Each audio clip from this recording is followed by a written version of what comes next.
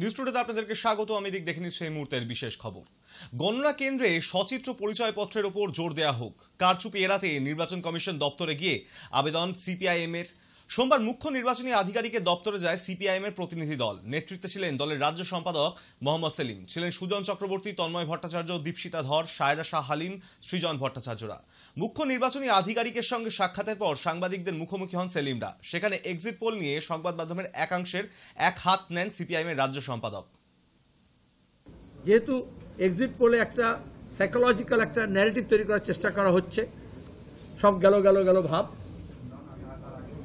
আর আমরা প্রথম থেকেই বলিয়েছি যে ইলেকট্রাল বন্ডের টাকা তো উঠছে এবং ঘুরছে, এবং সেখানে গদিয়া এবং মিডিয়ার কথাও বলেছি।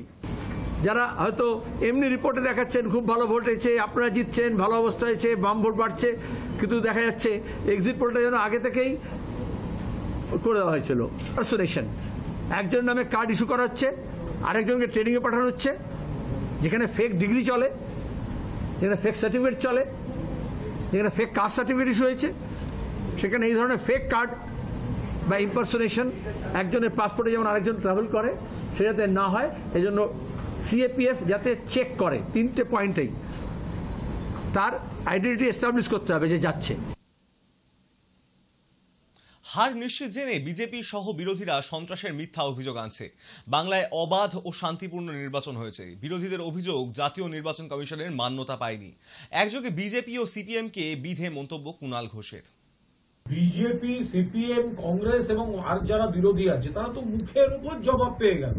তার কারণ হচ্ছে যে বিরোধীরা যে সন্ত্রাসের অভিযোগ করছিল, নির্বাচন কমিশন সেই অভিযোগ পুরো উড়িয়ে দিয়েছে।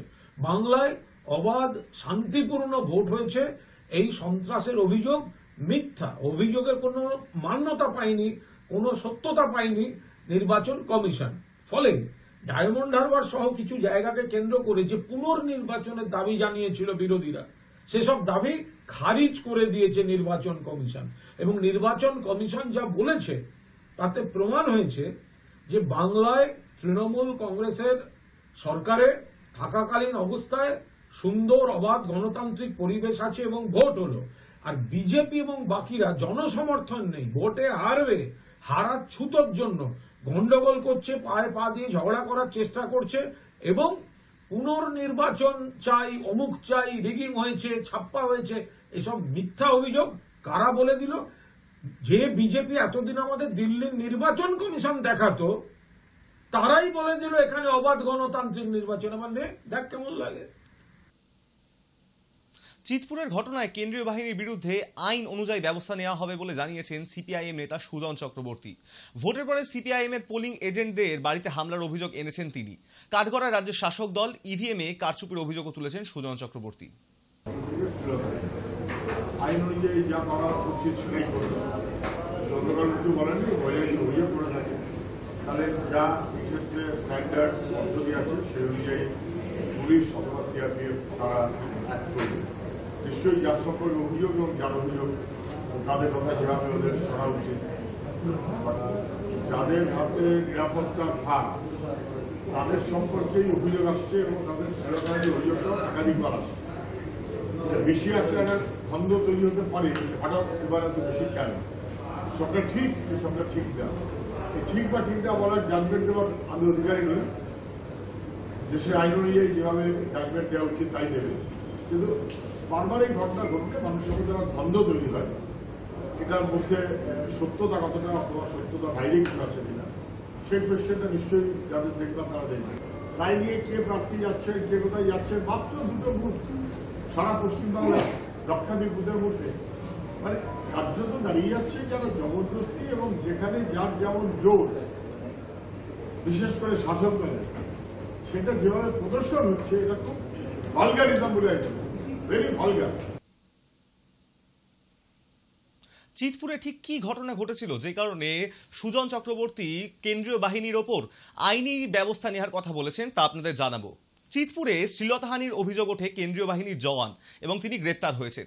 চিতপুরে শ্লীলতাহানির অভিযোগে গ্রেপ্তার হয়েছেন কেন্দ্রীয় বাহিনীর জওয়ান। ভোটের ডিউটি করে ফেরার সময় শ্লীলতাহানির অভিযোগে অভিযুক্ত সিআরপিএফ জওয়ানকে গ্রেপ্তার করেছে চিতপুর থানার পুলিশ। পুলিশ সূত্রে খবর, রবিবার রাত 2:30 নাগাদ ভোটের কাজ সেরে বারুইপুর থেকে ফিরছিলেন সেই জওয়ান। অভিযোগ, মত্ত অবস্থায় ছিলেন তিনি। সেই অবস্থায় বিটি রোডের পাইকপাড়া এলাকায় এক মহিলার বাড়িতে ঢুকে পড়েছেন তিনি। মহিলার দাবি, বাড়িতে ঢুকে তার শ্লীলতাহানির চেষ্টা করেন ওই জওয়ান। জওয়ানের ওই কাণ্ডে চিৎকার করা শুরু করেন সেই মহিলা। পরে চিতপুর থানার পুলিশ এসে ওই জওয়ানকে গ্রেপ্তার করে।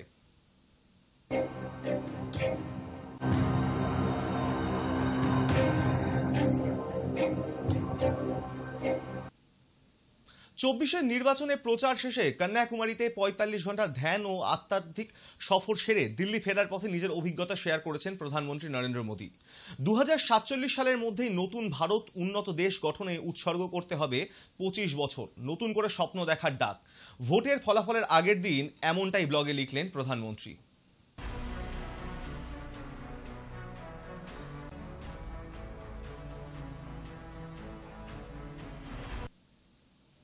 অশান্তি রুখতে নয়া দাওয়াই জাতীয় নির্বাচন কমিশনের। ভোট উৎসব এলেই রাজ্যে তৈরি হয় অশান্তির আশঙ্কা। ভোটের আগে ও পরে জারি থাকে অশান্তি। সেই কথা মাথায় রেখেই চলতি মাসের 19 তারিখ পর্যন্ত রাজ্যে থাকছে 400 কোম্পানি কেন্দ্রীয় বাহিনী। 4 জুন ফল ঘোষণা, তারপর চলতি সপ্তাহেই নতুন সরকার গঠন। এসবের পরও রাজ্যের শান্তি বজায় রাখতে মোতায়েন থাকছে 400 কোম্পানি কেন্দ্রীয় বাহিনী।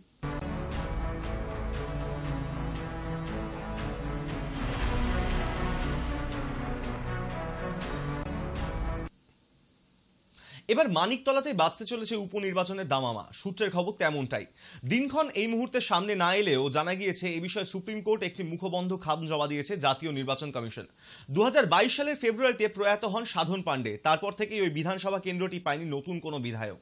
আইনি জটিলতায় এ যাবৎ ভোট করানো সম্ভব হয়নি সেখানে।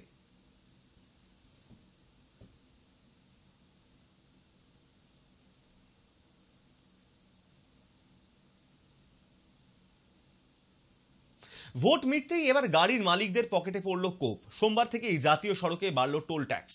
প্রতিটি গাড়ির মালিককে 3 থেকে 5% হারে দিতে হবে টোল ট্যাক্স, এমনটাই জানিয়েছে জাতীয় মহাসড়ক কর্তৃপক্ষ।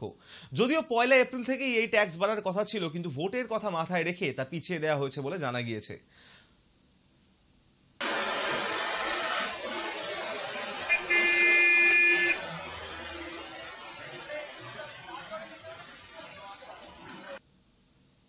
ভারতের প্রতিটি রেল স্টেশনকে মোদী সরকারের স্বচ্ছ রেল নীতির আওতাভুক্ত করার জন্য রেল স্টেশন ও স্টেশন চত্বরে থাকা বিভিন্ন দোকান ও বসতিগুলোকে অন্যত্র সরে যাওয়ার নির্দেশ দেওয়া হয়েছিল। এই নিয়ে অনেক দিন ধরেই শুরু হয়ে গিয়েছে নানা টালবাহানা। এমনকি জোরপূর্বক অনেক উচ্ছেদ হওয়ার ঘটনা সামনে এসেছে। তেমনটাই রবিবার গভীর রাতে এমন একটা ঘটনা সামনে এসেছে। এবার ঘটনাস্থল বর্ধমানের রেল স্টেশন। রেল পুলিশের তরফে জোর করে অবৈধ উচ্ছেদ করতে গেলে তাতে বাধা দেয় দোকান মালিকেরা, কিন্তু তাতেও কোনো বাধা না মেনে উচ্ছেদ অভিযান জারি রাখে আরপিএফ এবং এর পরিস্থিতি বেগতিক দেখে রেল ভাগলপুর এক্সপ্রেসের সামনে বসে পড়েন দোকান মালিকেরা। রেল পুলিশ তাদেরকে সেখান থেকে হটিয়ে দেয়। তবে এসবের মধ্যে পড়েও ট্রেন চলাচলে কোনো প্রভাব পড়েনি। দোকান মালিকদের দাবি, বিনা নোটিশে তাদের উচ্ছেদ করা হয়েছে।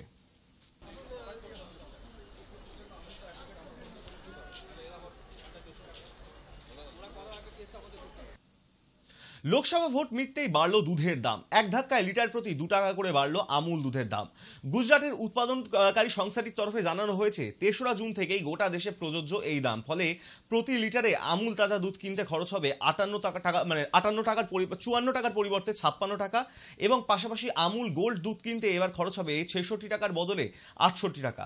পাশাপাশি এই সংস্থা দাবি করেছে গড় খাদ্য মুদ্রাস্ফীতির সঙ্গে তুলনা করেই সর্বোচ্চ পাইকারি মূল্যের 3 থেকে 4% বৃদ্ধি অনুসারে আমুল দুধের লিটার প্রতি 2 টাকা করে দাম বৃদ্ধি করা হচ্ছে।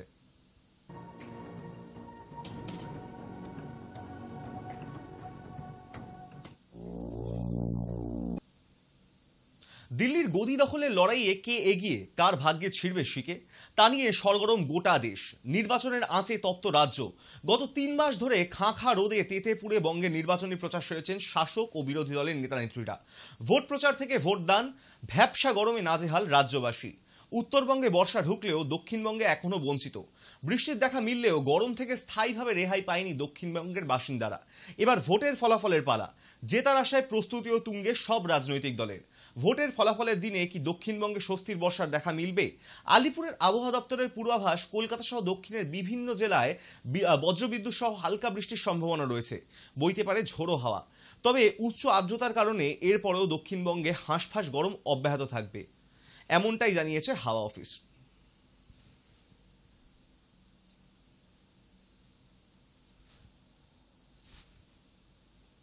নিউজ টুডে এখন এই পর্যন্ত। দেখতে থাকুন হাই নিউজ, নির্ভীক, নিরপেক্ষ।